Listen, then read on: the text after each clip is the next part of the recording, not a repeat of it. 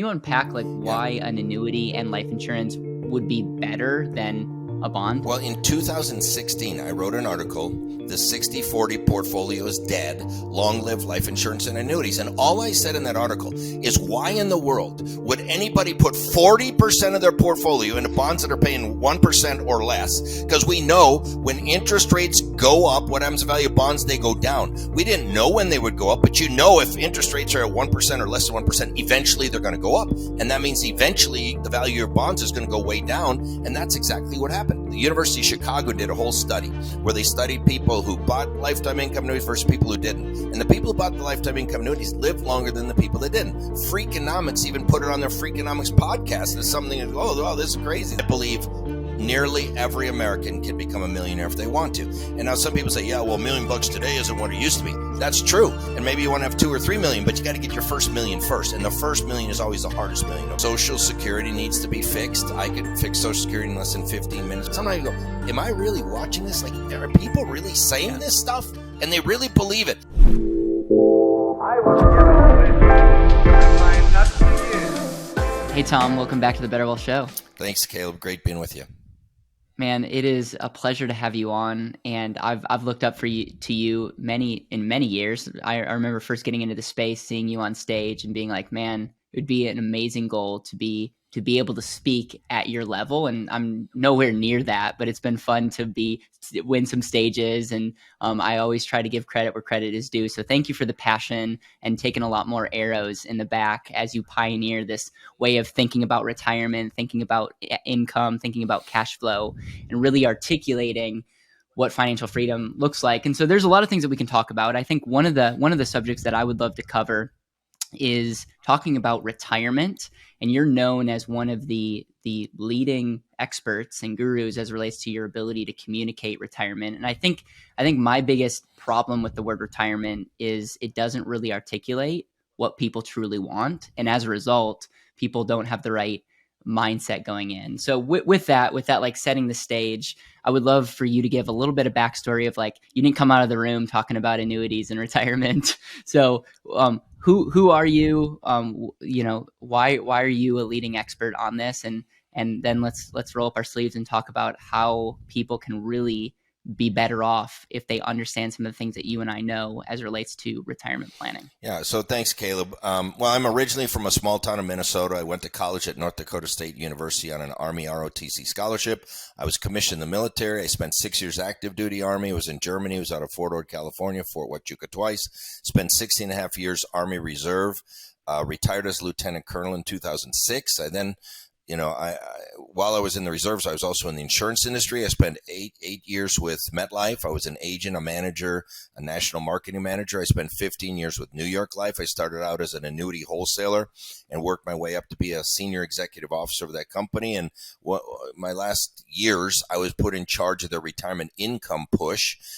New York Life was about 10 years ahead of the rest of the industry on promoting income from annuities. And at the time, our advisors were selling mainly variable annuities, and now to try to get them to sell SPIAs and DIAs, that sounds easy, not easy, because those are kind of boring products. But what I did was I went and dug into the research of the leading PhDs around the world about retirement, and I learned so much. I learned about mortality credits. Nobody had talked about mortality credits. You never heard the word mortality credits. Well, when you read the writings of Dr. Moshe Milevsky and the readings of Dr. David Babel and that, you learn this stuff. And so I learned a whole bunch of stuff that nobody outside the academic world really knew.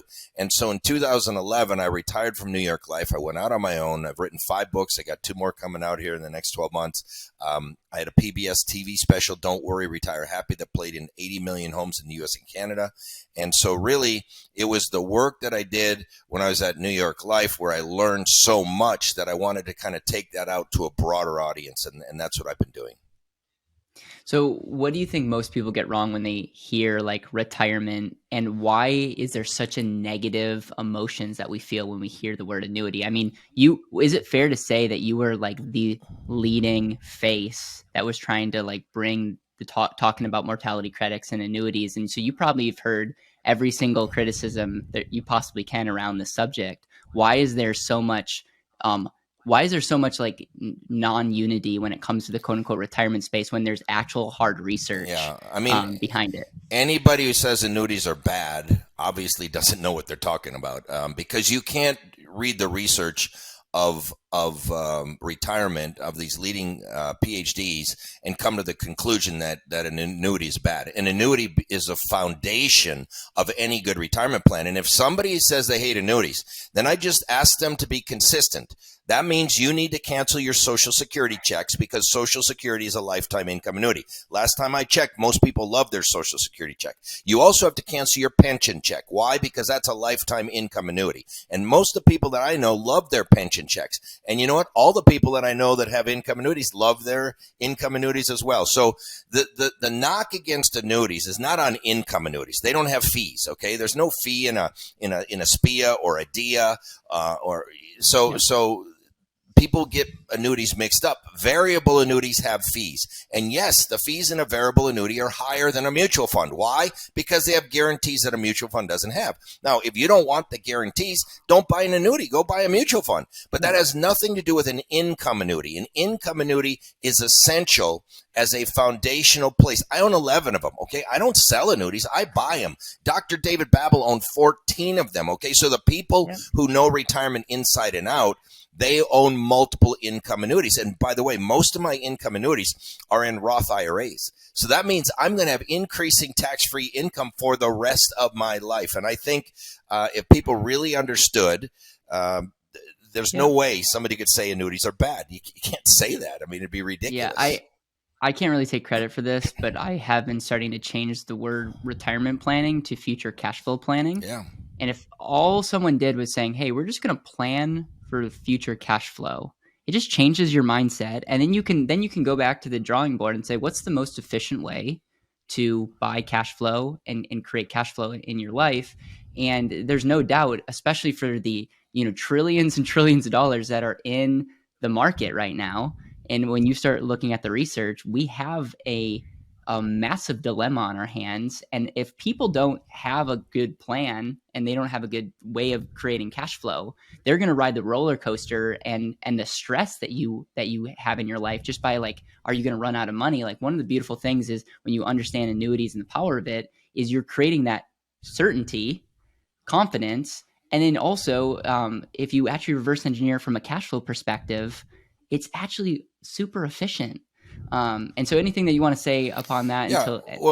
I always say there's 3 facts that around annuities that you need to know. Number one, adding an annuity to a retirement portfolio lowers the risk and increases the return of that portfolio. Yeah. And if you don't believe me, Ernst & Young just did a whole white paper on it, and they found that the best retirement portfolio had investments, life insurance, and annuities. It's not me. They're an accounting firm. I've known it, but they did it. So that's number one. Your portfolio performance will improve. Number two, you're going to be happier. Even the Wall Street Journal had the headline, "The secret to a happier retirement is friends, neighbors, and a fixed annuity." And what they found is that the happiest people in retirement were those people surrounded by their friends, surrounded by their families, who had guaranteed paychecks every single month. I mean, think about it. Who are your happiest retired clients? It's retired military, retired government, retired teacher, retired policeman, retired firefighters, because it's got pensions. Happiness in retirement is tied almost 100% to guaranteed lifetime income, not assets. The most miserable people in retirement are the people with assets. And then number 3, the research shows that you're going to live longer if you have guaranteed lifetime income. I mean, the University of Chicago did a whole study where they studied people who bought lifetime income annuities versus people who didn't. And the people who bought the lifetime income annuities lived longer than the people that didn't.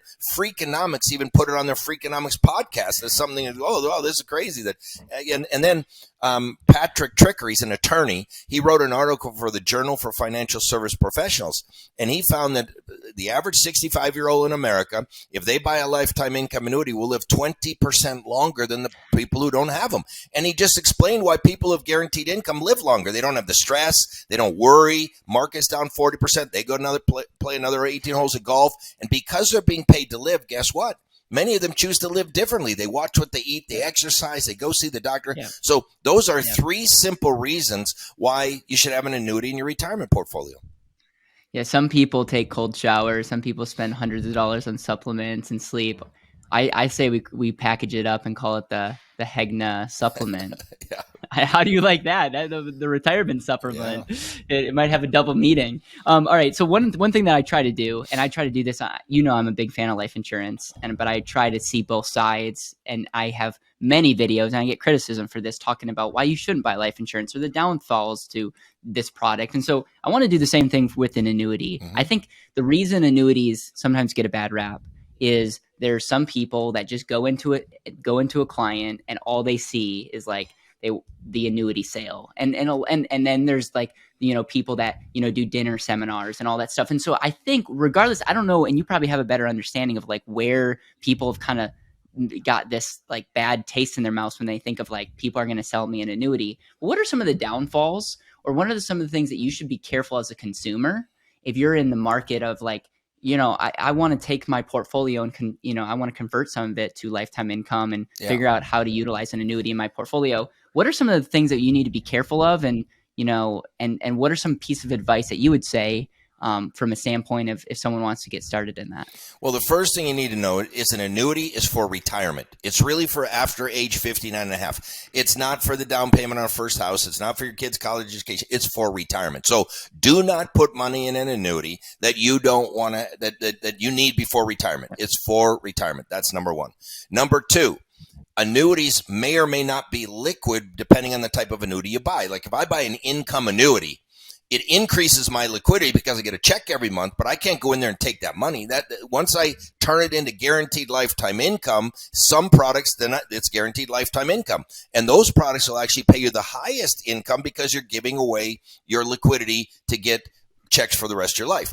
Other annuities have full liquidity provisions. You can take out whatever you want once you're through a surrender charge. There are even annuities that don't have surrender charges. So those are the things you want to look at. You don't want to put all of your money into annuities. I own 11 of them, but I guess what? I own dividend paying stocks. I own real estate. I own a little bit of crypto. I own other things too. I have a bunch of life insurance. And so you don't put all your money there. The research shows you should have at least enough guaranteed income to cover your basic living expenses. Now, Social Security counts because it's an annuity, pension counts, but whatever you're short, that is the minimum that you should put in the annuity. Now, that's for your guaranteed paycheck. Now, I have some guaranteed paychecks as well, because even if the market crashes and things go bad, I still want to do some travel. I want to do some fun stuff. So I have both guaranteed paychecks and paychecks, but all my money is not in annuities.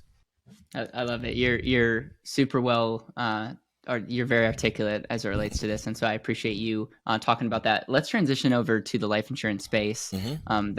It's something like I've mentioned the Ernst & Young study, and our friend, Dr. Wade Fowle, and there's other people out there that have, written books that I don't always 100% understand, but I'm like, I know that they're very smart and they're doing the research. And so I always tell people, if you read Dr. Wade's book and give me a book report, I'll pay you something, and we'll make a video out of it. And I haven't had anyone take me up on that offer, but that's anyone that wants to do that, hit me up. All that to say, what have you always known that life insurance and annuities and the market came together, or is this something that you've learned in the past? And how do you articulate the use of life insurance? Because you talked about annuities being like for retirement. Beautiful thing about life insurance is it can be for retirement, and it can be used way before that, and it covers your estate planning. So I really am, I'm very biased, but I think life insurance is an incredible asset to have in your portfolio. Yeah, it is. And my ideas have changed over the years. So when I was in the Army, I was a company commander in Fort Ord, California. I believed in buy term and invest the difference. And there was a MetLife agent going through my unit selling whole life insurance. And I said, who is this guy ripping off my soldiers? I said, bring him to me. Because when you're a commander, you can do that. And they said, okay, sir, he'll come see you, but he wants your birthday. I said, give him my birthday, but I want to see him in my office. So he comes in my office the next day. I say, I hear you're ripping off my soldiers, selling off this rip-off life insurance. He goes, oh, no, sir. I'm protecting their families. I'm helping them save for a down payment on their first house, pay for their kids' college education, give them tax-free income in retirement. And by the way, your soldiers were nice enough to give me your birth date, so I ran a printout for you. And I said, let me see this piece of crap. Now, this was a 5-pay whole life. This was before the 7-pay test. That's how old I am. This was a 5-pay whole life. And I said, let me see this piece of crap. I said, okay, I pay this for 5 years. Then I don't ever pay again. I got all my cash back by the 6th year. My cash value keeps growing. My death benefit keeps growing. I go, Why in the world would anybody buy term insurance if you could buy this? He said, oh, I don't sell much term. That's what I sell. I said, do you get paid to sell this? He said, I get paid really well to sell that. I said, I could sell that. And that's how I got in the business. Okay. Oh. And so I have learned over the years, and when I was a brand new life insurance person, I was like 27 years old. I wish then I would have bought the $5 million whole life, but I waited till I was 50 to buy the $5 million whole life. My annual premium is $226,000 a year. And people would say, well, that's terrible. That's so expensive. And I said, no. You don't understand. With a whole life policy, it's not an expense. It's not, I get all that money. So I'm putting all this money in there and it's growing and I get dividends and I get all this stuff. And when you realize that life insurance is not an expense, it's an asset on your balance sheet that does better than bonds, by the way, and it's been proven that for the last 40 years it's done better than bonds and will probably do better for the next 40 years. Use it as a bond substitute. I own almost no bonds whatsoever, none, because I have annuities and life insurance. Those are better bond substitutes than actual bonds. And then I can have stocks and I can have real estate. I can have all this other stuff. But, I have been on purpose moving my wealth to cash value life insurance because we're $31 trillion in debt, climbing at $4 billion every morning. And taxes are going to have to go up a lot. For most of your listeners, are going to have to double. For some of your listeners, are going to have to triple. And I want to have switches that I can flip that will give me more tax-free income. That's why I'm in Roth IRAs. I'm in cash value life insurance. I think planning for the future tax increases is one of the most important things you can do. And so I'm fully on board the cash value life insurance bandwagon, and I stay out of the IUL versus whole life. I would spend all my time in AAA mutual life insurance companies. I'm a whole life guy. Okay, I'm okay if people want to do IUL and all that. I was the variable life product manager, marketing manager for MetLife. So I do know universal life. There are some weaknesses to universal life. There are some strengths. It's more flexible. There's all kinds of things you can do with it. But because it's more flexible, there's some dangers and risks to it too. So that's where I am on the life insurance spectrum. Yeah, and you talk about it being a better bond alternative. Can you unpack that a little bit more? Because before, people are saying equities and bonds, and it's funny because bonds don't give you any tax benefits. Right. They're more correlated with the market than people think, so it's not true diversification. So can you unpack why an annuity and life insurance would be better than a bond? Well, in 2016, I wrote an article, The 60-40 Portfolio is Dead, Long Live Life Insurance and Annuities. And all I said in that article is, why in the world would anybody put 40% of their portfolio into bonds that are paying 1% or less? Because we know when interest rates go up, what happens to the value of bonds? They go down. We didn't know when they would go up, but if interest rates are at 1% or less than 1%, eventually they're going to go up. And that means eventually the value of your bonds is going to go way down. And that's exactly what happened. Silicon Valley Bank went bankrupt, not because they had bad investments. They owned U.S. government bonds. But what happened was they bought these bonds at 1%. And when interest rates go up to 5%, those bonds had fallen by 70 and 80%. So my article was why I knew this would happen. I didn't know it would happen in 2022 or 2023, but I knew it was going to happen. I said, just move the money out of bonds, put it into annuities, or put it into life insurance, because they're going to give you a better rate of return than 1% that you're getting in your bonds. And when interest rates go up, guess what? Annuities either go up or stay the same, and life insurance either goes up or they don't go down.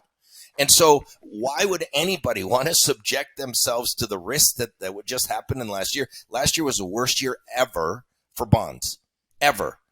And so the 60-40 portfolio was broke. Now I'm reading Goldman Sachs says 60-40 portfolio won't work anymore. Now all these people, I was 7 years ahead of all that, I love that, man. And it was because you thought differently. And my whole thing is, you look at a bond, it's like an or asset. It does one thing for you. It's a rate of return. And you look at something like life insurance, all the other benefits, including a permanent death benefit, which is an asset. You're going to die, and you have a permanent promise that's going to happen on your death.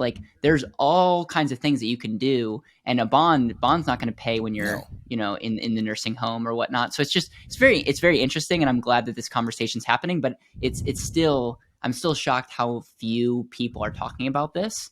And it's just one of those things where I think the more people understand that this is a benefit in the future, they're going to be more easygoing to say, okay, I'm going to get this while I'm 30 or 40 because of how this projects in the future. Well, Caleb, they say don't follow the masses because many times the M is silent. Yes. Yeah. Let that sink in. So I want to talk about entrepreneurs because entrepreneurs are, notorious for not being great at retirement. And I've heard this where people will say, well, I'm an entrepreneur, so annuities are good for majority of people that are like save up money, but I'm going to have businesses or real estate cash flow. And so I have two-part question that you can unpack. Number one, does your advice when it comes to life insurance and annuities change at all when you're talking to like a 35 or 40-year-old entrepreneur? That's number one. And then number two is if you're younger and you're funding more life insurance, does that substitute annuities? Like I see annuities as like when you're older, you convert some of your assets to annuities. But if you already have like 30%, let's just say, of life insurance, do you still buy the same amount of annuities, or does the life insurance and annuities kind of add up what the bond portfolio would be in your? So two very different questions. I don't know if I'll remember them both. You might have to remind me the second one. So the first one, entrepreneurs. Entrepreneurs, I think it's more important to have life insurance and annuities because you don't have a company, you don't have pension, you don't have benefits, you don't have the things like you do if you're working for a Fortune 500 company. So you have to be the benefit provider. You have to provide your own pension. And look, I was an entrepreneur when I started my own business, and guess what? I set up my own pension plan. And my pension plan for myself is paying me more than my pension plans that I worked in the insurance industry for 30 years, okay? And more than my military pension. So I set up a pension plan for myself, and I did it with life insurance and annuities. That's what I did. Okay. My son is an entrepreneur. My son, it's very funny because my son, when he's a kid, he was selling baseball cards on the internet, and then he grew up and he went to pawn shops and he started looking for high-end stereo equipment. He'd buy it for cheap. He'd sell it for more. And then he found a guy who could get him big screen TV, returns from Costco and Best Buy. And all of a sudden, he now has multiple TV stores. He got engaged and the engagement went south. He had a wedding dress. He's trying to sell his wedding dress, couldn't find any place. So he bought a bridal store. Now he owns like 6 or 7 bridal stores too. And I mean, he's an entrepreneur, but guess what? He has a lot of whole life insurance. I don't know if he has any annuities, but and so that kind of ties into your second question. If you're young and you have a lot of life insurance, do you need annuities? Well, probably when you're in your 40s and 50s, you should start shifting from putting a bunch more money in your life insurance, start putting that into annuities. But that life insurance policy could be 1035 exchanged at any time into an annuity. So you've got this life insurance building up that if you say, hey, I want to take half of that and move that now into an annuity, you can do that. So, depending on the life insurance rules of that policy and everything, but in most companies, you can do things like that. You've talked about Bitcoin before. You've talked about you covered things like banks. You covered things like the 60-40 being dead. Right now, when you look at what's going on in our world, politics, banks, interest rates, recession, what are some of your predictions? What are some of the things that you're seeing right now that our viewers could just take your knowledge and really best prepare for what the unknown future looks like? I'm very concerned with where this country's going. I'm just every day I'm reading stuff and seeing stuff on TV. I can't even believe that it's happening. The whole culture war thing is crazy. The inflation, the debt, and people don't see the big picture. They just go with the flow. They're on their TikTok, they're on their Facebook. They don't realize that this huge impending disaster we have with debt and interest rates and taxes and so that is very concerning to me. Just seeing all of that. And I don't remember the rest of the question, but I am very concerned about what's going on. I do see taxes going up for sure. 100%. I'll put 100% on that. Social Security needs to be fixed. I could fix Social Security in less than 15 minutes for the next 100 years. I don't think that's a big problem. They're going to have to raise the retirement age on the kids. They're going to have to, maybe raise a little bit of taxes here and there. It's not going to be a big deal. You're probably hardly going to even feel it. Medicare, Medicaid, I don't have a solution for that.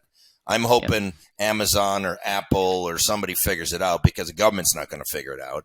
And that is a humongous problem that will cause most wealthy people, I don't believe in means testing Social Security, but they're doing it anyway because what's happening is now they're raising these Medicare premiums on the wealthy. And so I would say if you're a wealthy person, yeah, you'll still get your Social Security, but pretty soon 100% that's going to go to pay for Medicare. So you're really not going to get Social Security. You're going to have your Medicare paid for by your Social Security, basically what's going to be. So, there's going to be a lot of tough times. There's going to be some generational warfare because I already see it. Oh, the boomers are blocking out the millennials from buying homes. Oh, those rich white old guys are. Yeah, I saw something yesterday, but this is a true story.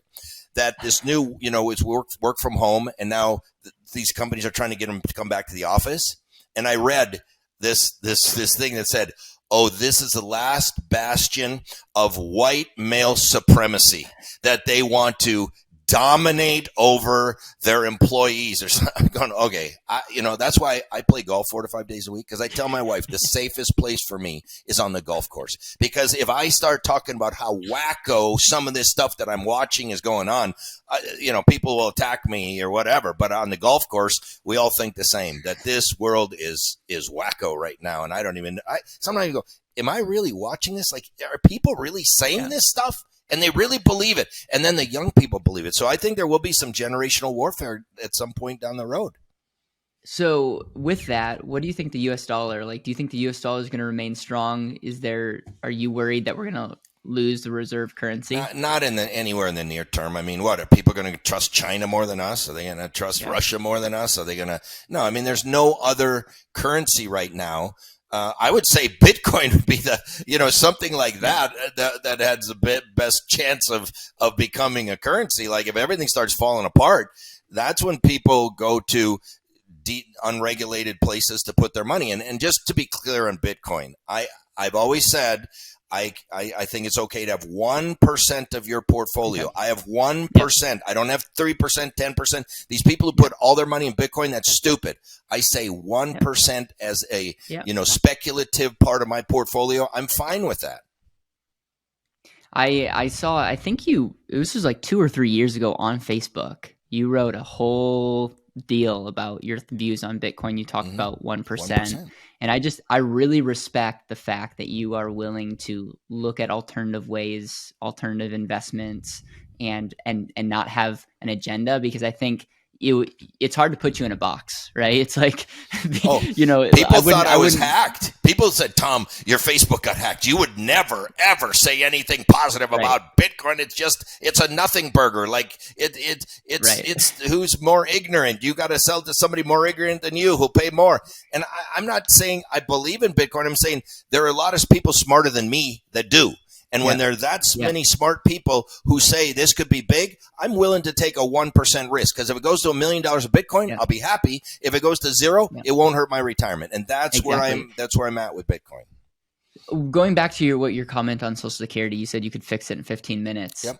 What would you do? Because I interviewed Ken Keyes, who's just another legend in this space. And he said that Social Security is not that easy, because if you fix Social Security, you're then going to tap into what you said, the Medicare and Medicaid fund, what he said is the people would be tapping into the what's it when you get disabled, like that would get bankrupt because of the health side. So he looked at it from a standpoint of if you solve one thing, you actually make the other fund worse. And I'm just curious your thoughts on that. That may be. I haven't done that much research on how they're interconnected. I do know Medicare is a much, much, much, much bigger problem than Social Security. So for Social Security, my dad got full Social Security at 65. I don't get it till I'm 67. My daughter shouldn't get it till she's 70. Her kids shouldn't get it till they're 73, because people are living longer. But just tell them now so they can plan for that, okay? I'm with you. And if they want to retire early, they can save more money and retire early on their own. I got no problem with that, okay?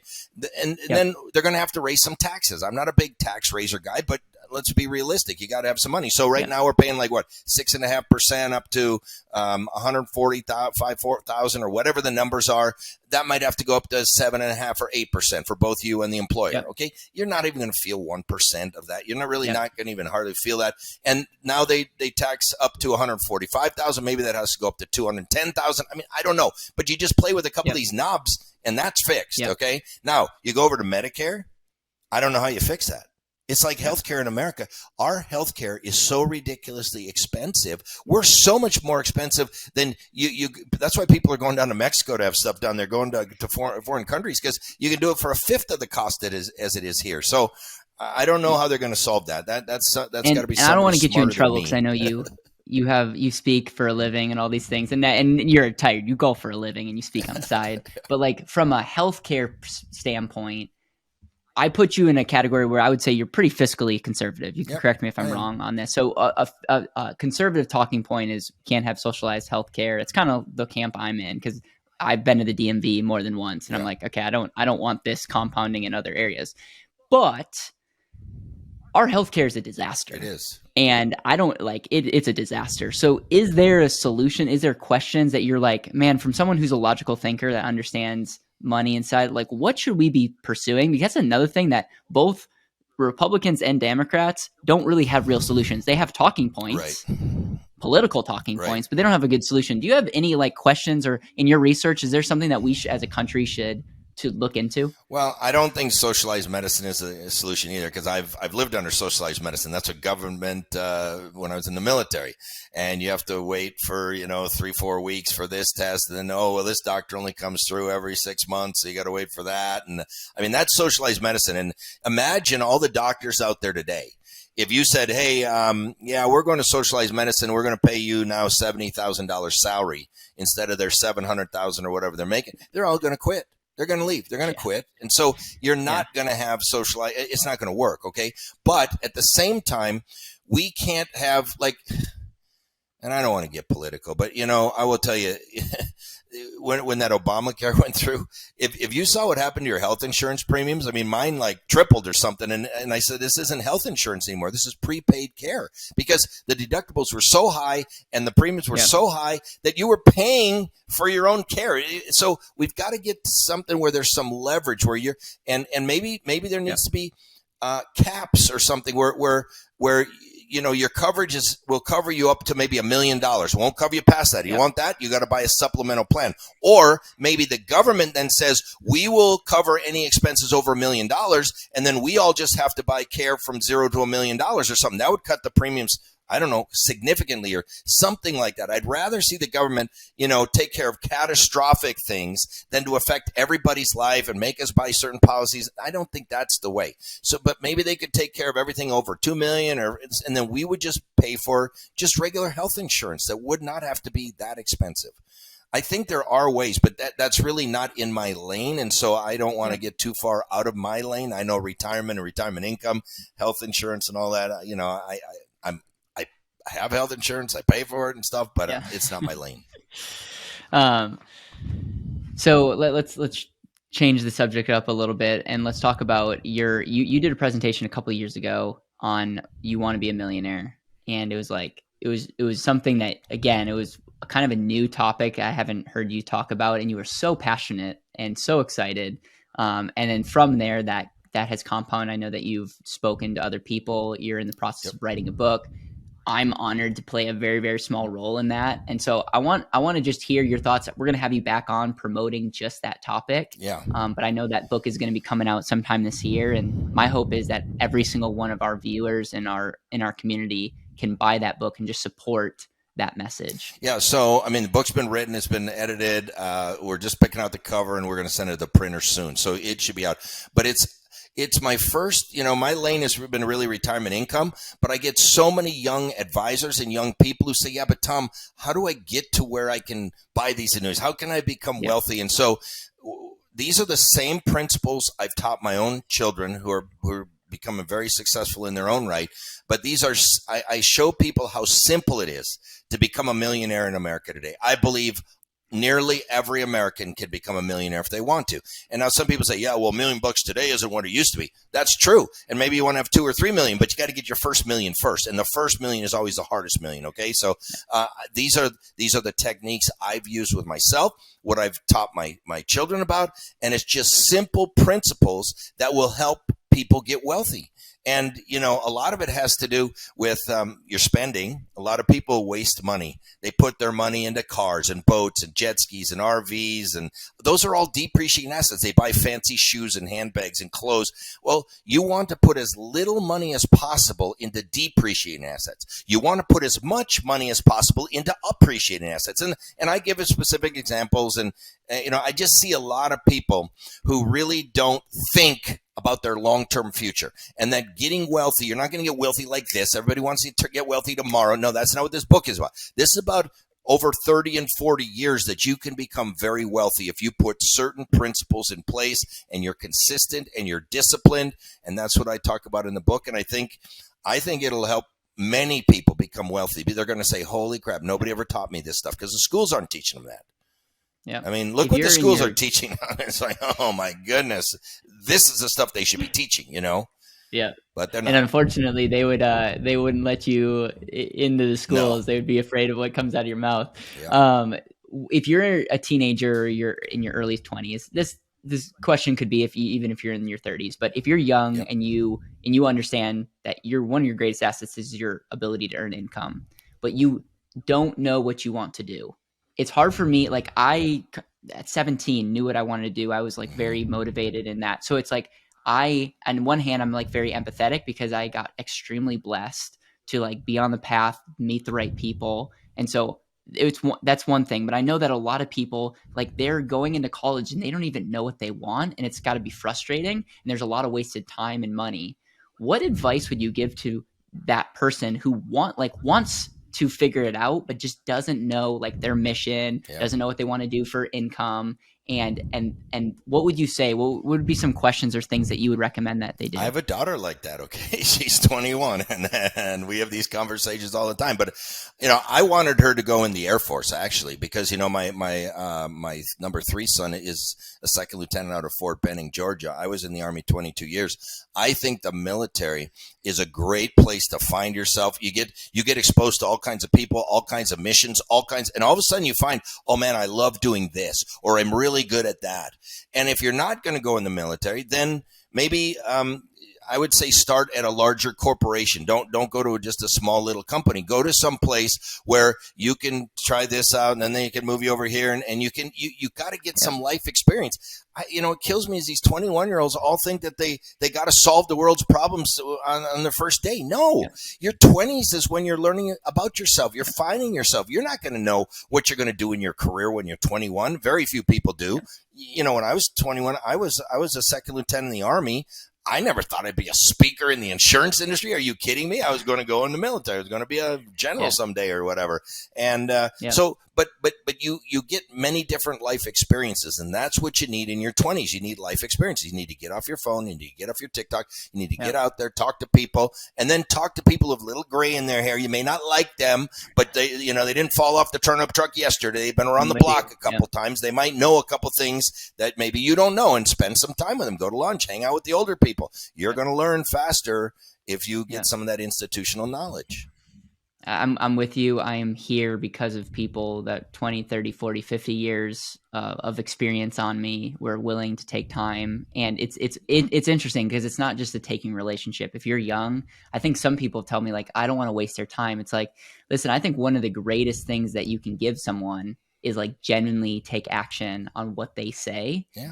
Because we're all going to die someday. And the truly great people want their life to matter and want to make an impact. And so let them have an impact on your life and continue their legacy on by implementing it and raising a family. And Caleb, I wouldn't be here without Jack and Gary Kinder, without Joe Jordan, without Ted Kilkuski. They're people who impacted me significantly when I was brand new and I didn't know nothing about nothing, and they taught me things. And now that's what I'm trying to do to others, is help others. Yeah. Tom, what I love about these conversations is we're 37 minutes in and I'm out of questions. So what other things do you have from a standpoint of what you're doing on the annuity space, life insurance space, golf space? I don't know if you play pickleball. I do play pickleball. I play pickleball. Love pickleball. I'll challenge you any day. But what other things do you have as we're kind of like landing the plane here from a standpoint of what you're up to, and anything else in your mind that you would love to articulate? Well, I did a trial retirement for myself back in like 2018. I took a whole summer off. I blocked off I said, I'm not speaking all summer. I joined a country club up in Flagstaff. We got a place up there. I play golf most of the day. I want to see, am I going to get bored? Am I not going to like it? What's going to happen? And I loved it. Okay. So then I knew that I was going to retire soon. And so I started moving all my stuff to the cloud. I put recorded webinars out there. And so now, and then COVID hit. But I was ready, and I was already virtual, and I was already on Zoom, and I already had webinars, and I had more virtual capability than I think almost any S&P 500 insurance company. And that's why I got calls from all of them. And 2020 was my best year ever. Now think about that. I'm a platform speaker. I did 0 platforms in 2020. I did the best ever. How? Because I was doing 6, 7 webinars a day for 3 or 4 or 5 different companies. I couldn't do that live. And yes, I charged them each a little less because they were virtual, but all in all, I made a lot more. And so, and then, now I've got it where I can do webinars for agents 7 days a week, 24 hours a day. All they got to do is send their clients to this website, and the client watches me give the webinar, and they say, okay, that's what I want. Just give me everything he said. And that's working. And so now I'm getting multiple revenue streams by putting stuff in the cloud. And I would advise advisors, you want to have multiple revenue streams. You don't just want to have where you get paid if you sell a policy, and if you get sick or hurt or die, that stops. You want to have multiple revenue streams that are coming in while you're sleeping, while you're playing golf, while you're on a trip, that you got revenue coming every single day. And there are ways to do that. And so search for that.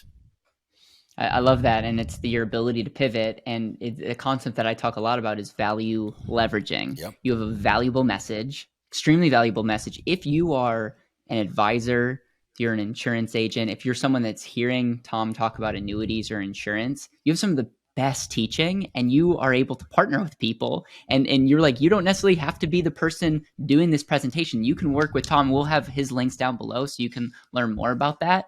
But what I love about that is you then took the lever, the internet and other things, and you didn't let that be something that you're like, well, back in my day, we didn't do webinars.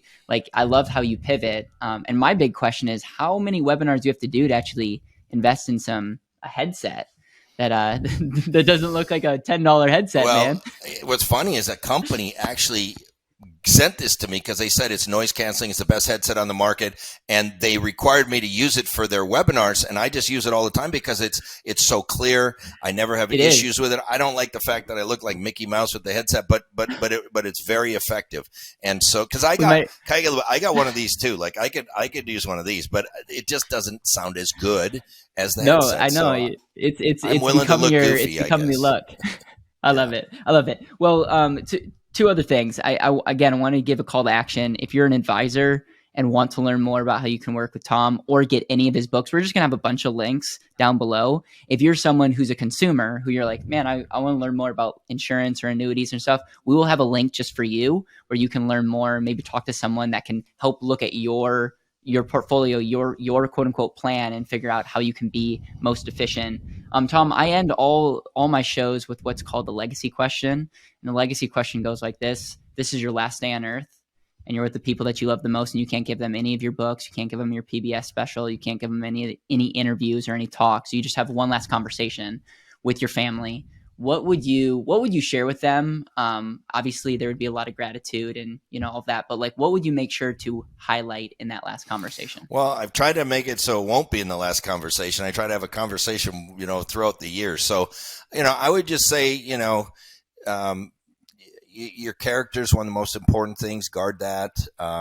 And then, help others. If you focus on helping other people, was it Zig Ziglar said, you can get everything you want out of life if you just help other people get what they want out of life. And I took that, and I believe that is maybe one of the best quotes out there. And so I'd leave them with that maybe. Amazing. Is there any final words that you have or any call to actions you would like? I really appreciate your time here and just appreciate the passion that you bring to every conversation. And Caleb, I appreciate everything you're doing in the industry. You're doing an incredible job, and you're building your own legacy, and I appreciate that. And that's why I asked you to be part of the book as well. So, hopefully we'll get that out in the next, printing, and everything's delayed because there's still supply things with printing and paper and book covers and everything, but I'm trying to get it out as quick as I can. Amazing. Well, Tom, I hope you have an amazing rest of your day. And again, if you've enjoyed this conversation, please share it, and please support what Tom's up to in the links below. Thanks, Caleb.